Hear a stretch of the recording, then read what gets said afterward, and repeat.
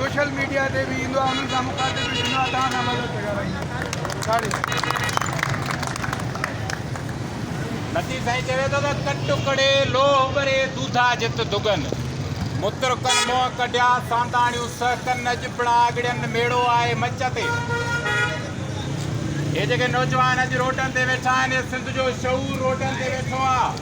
हे वक़्त जे ज़ालिम जाबिर हुक्मराननि जे आॾो दांह करण लाइ वेठा आहिनि त जॾहिं तव्हां 38,000 नौजवाननि जे लाइ नई भर्तियुनि जा ऐलान कया आहिनि त पोइ 3800 जेके पास कैंडिडेट वेठा आहिनि उन्हनि खे सभ खां पहिरीं भर्ती छो नथा करायो?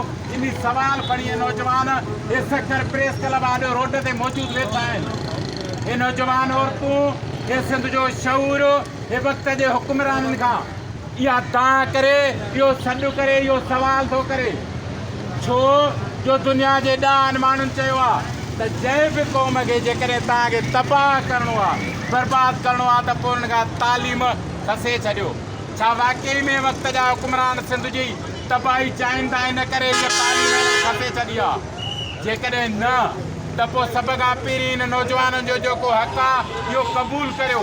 जेकॾहिं नथा करियो त पोइ जीअं सिंध अॼु ॿेटनि जे मामलनि ते गॾु आहे, जीअं सिंध अॼु थर कोयले जे मामले ते गॾु आहे, जीअं अॼु सिंध हर पंहिंजे मसइले ते गॾु आहे, इहे असीं वचन था करियूं सियासी पार्टियुनि जा माण्हू।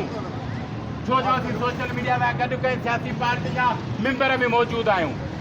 असीं सोशल मीडिया समेत हिन नौजवान जा ॿाह ॿेली हुआसूं ऐं हर वक़्तु बणबासूं। ऐं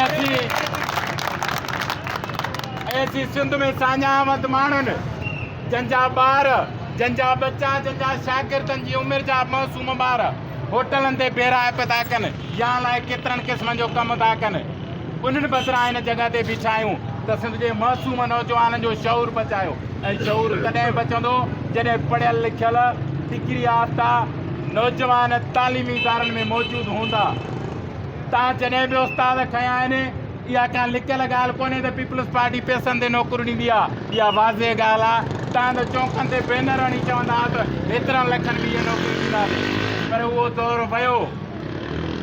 हे सिंध जे शऊर जो दौरु आहे, हे सिंध जो सोचण जो दौरु आहे।